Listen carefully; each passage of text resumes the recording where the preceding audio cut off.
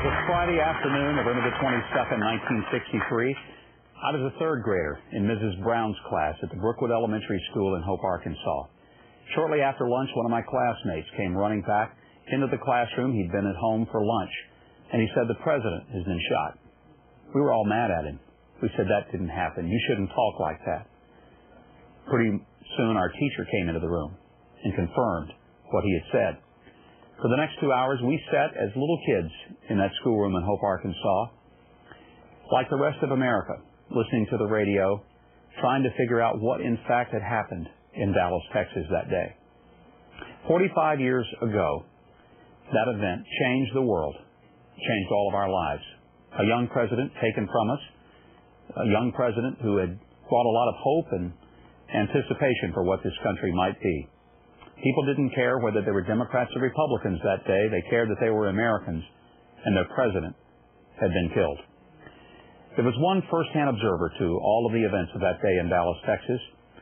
He went on to have one of the most distinguished careers in the history of television broadcast news.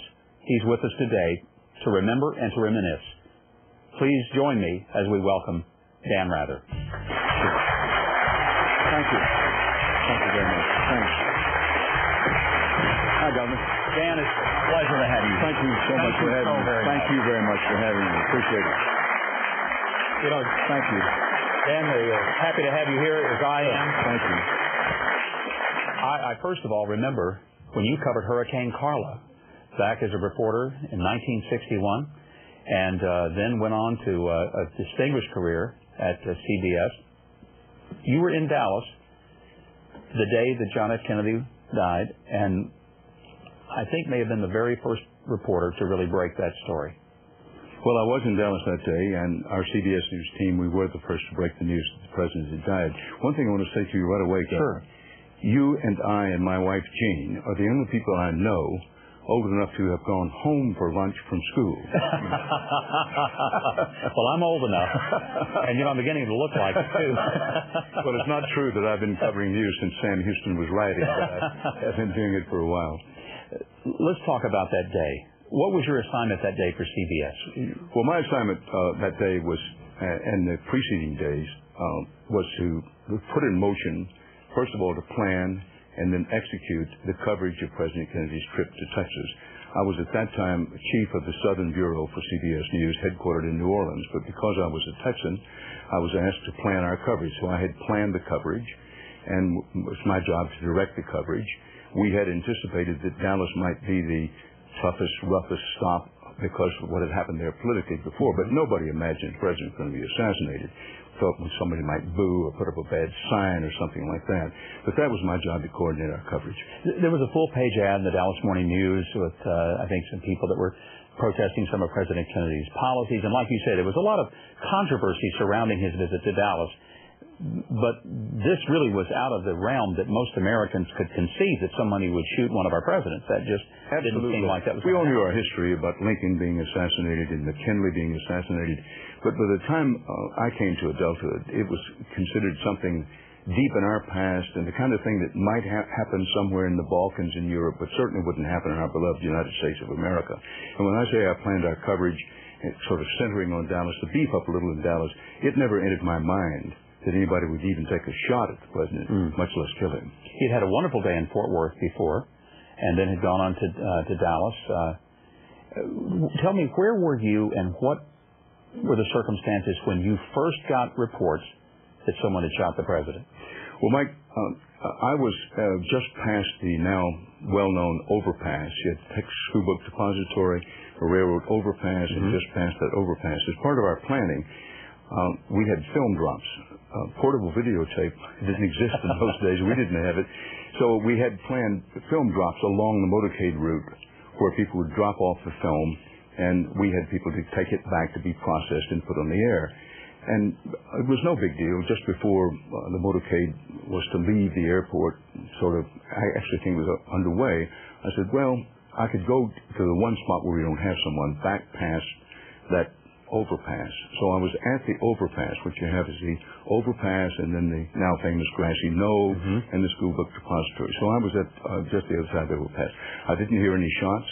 I didn't know that anything had happened. All I knew was the motorcade, a part of the motorcade whizzed by, and I thought it had taken a wrong turn. I wasn't even sure. I didn't think I saw the president. I thought I saw Mrs. Kennedy. It was just that sense, this is not what I expected. The car was speeding at that point. It was speeding at that time. It was speeding. We now know it was speeding with the fatally shot president in it. But I didn't see any of that. It was just, look, this is not the motorcade I expected. I didn't see the film truck which followed behind. So I said, I better get back to our base camp, which was at KRLD Television, the local television station in Dallas. And so when I topped the grassy knoll, there was this incredible scene of people on the ground, people screaming, hollering, people pointing up. This is how long after the shots fired when you saw the grassy knoll, when you were back there?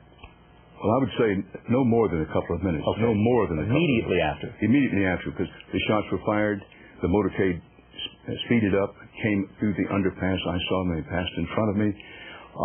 And I just said to myself, something's happened, I don't know what. But when I got to the top of the grassy knoll, not the very top, but to the grassy knoll, then there was this scene of people screaming, hollering. Men were trying to cover their wives and children. There was great chaos. And basically, I wanted to do the right thing. And that which was, something's happened here. I know not what. And yes, maybe I should have stopped and got out my notepad and took notes, but I was in charge of our coverage, and I thought, well, whatever's happened is going to be pretty big news. And the KRLD studios were only a few blocks away, and so I really raced over there. And when I got into the newsroom, as I said, they already had radio, the police radios up and all that. So, turn the radios up, something's happened. And very quickly, mightily quickly, a whole sequence of events, the UPI put a bulletin out that shots had been fired at the president might have been hit. And things happened very quickly after that we had Eddie Barker, a well-known television newsman in Dallas, and a friend of mine was at the trademark where the president was supposed to speak. And somebody at the trademark told Eddie Barker, I know who that person was, but I'm not sure he'd want it revealed, that not only had the president been shot, but that they thought he'd been killed. I think they told him he'd been killed. And doing what reporters do, I dialed the hospital right away. And the switchboards were beginning to get crowded, but I got through and confirmed that not only the president had been shot, but he was dead. And we had a doctor said so, a priest said so, and this person at the trademark had told the KRLD person, Eddie Barker. And so we went on the air with it. There was a lot of confusion. It's hard to imagine. As a reporter, Governor, first you're a human being. Sure. You're an American. This is a terrible hammer to the heart for the country. But if you're a pro, you try to keep focused on what you have to do, a kind of laser beam focus. So I can't think about that. I can't let my emotions get hold of me here. I have to do my work. And the official announcement was made, about an hour after the president was shot. And once the official announcement was made, so it's not that you breathe a sigh of sort of, well, okay, now we know as terrible as it is. But what we call the 4 Dark Days in Dallas just started on that Friday. Yeah, that's right. That Zapruder film, which with the help of my CBS News team and the people at the local station, KRLD, we actually found Zapruder, Mr. Zapruder. That day? That night. That night.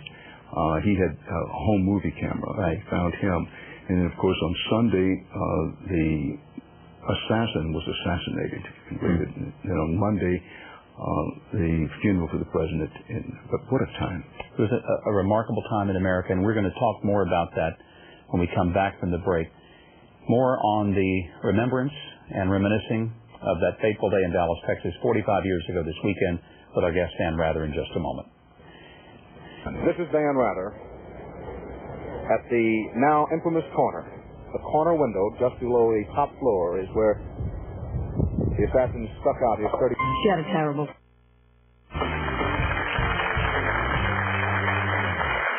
We're back with Dan Rather. We're talking and remembering 45 years ago, the terrible day in Dallas. You mentioned the Zapruder film just before we went to the break. That film was probably the single most important piece of evidence. For a long time, it was sequestered. It is again, interestingly, but there was a period of time it was in the public domain. You were, however, one of the very first people to see the film shot by Abraham Zapruder. Well, that's true. Having said we contacted Mr. Zapruder, found him, helped him get it processed. And by the next morning, he hired a lawyer. And I went over to the lawyer's office, and I was disappointed because Dick Stolley, a great reporter for Time Life magazine, was there. I had hoped nobody else would be there, of course. And the situation was the lawyer said, we're going to show you this film one time and one time only, right here in the office. And immediately afterward, we will accept bids for the purchase of the film. And they put it up in the lawyer's office up against the wall. Incredible. See the scene. Yeah. The president is been assassinated. The country is in deep wonderment question. Anyway, my eyes just bulged out. And when it was over, it only lasted about 21, 22 seconds, I think. I just almost took the hinges off the door and said as I raced out, I'll be back and give you our bid later, and I hope you won't do anything until I get back. And I went a few blocks back to the station. This sounds archaic, but television was not those days what it is today, and described what I had seen. I didn't take any notes. I just, from memory, described what I had seen. And then after that, they replayed it almost immediately. But by the time I got back to the lawyer's office, my worst fears were realized that Dick Stolley had made a preemptive bid. What they paid for it, I don't know. But the lawyer told me, I said, well, I'm ready to talk money. CBS, he said to me, we'll give you a top of $10,000. And he said, I didn't even get to say that. He said, Time Life has bought it. I know they paid high six figures for it, and I think it was a lot of money. But they did take it back. They wouldn't allow us to play it on television. As you say, for a long time they kept it sequestered until they could print in Life magazine the photographs. Dan, if that event were to happen today, how would television cover it differently? I mean, obviously, technologically, they would cover it differently because of cell phones and instant cameras. But from a journalistic standpoint, would it be a different approach to the Kennedy assassination if it happened today? Yes, Mike, it would be. First of all, there would be so many more reporters covering it today, so many more outlets. In those days, we had the big two, CBS and NBC. ABC was not fully developed as a news network at that time. And today, they would unquestionably be 24 full-fledged outfits. There'd be many more reporters covering it. The reportage would be instantaneous. You would have everybody on the set all the time. And that we didn't have satellite coverage at that time, but it would be completely different. But I think journalistically, at its core, its DNA, the journalism would be very similar. It is, you want to be accurate, you want to be fair, but you also want to be fast. We only have about 30 seconds. You're one of the few people in television who really know what 30 seconds mean. But would there be a rush to get it on the air without the kind of editing process that I think may have existed at that time, without a thoughtful review of what do we really have and what are our sources? On that kind of story, it would be a lot about speed. There would not be very much editing beforehand. And one thing I think we certainly all feel, anybody who was alive at that time will never forget those days. I know I won't. I know you won't. You were there in the middle of it in a way that most of us can't even imagine. Thank you for coming to share and to reminisce with me today. Thank you very much. I really appreciate it. Thank you. An absolute giant of the news business, Dan Rather, there that day in Dallas, assassination of John F. Kennedy, a day that will forever change all of us and certainly change America. Well, coming up, some closing thoughts, and the Little Rockers will be with us.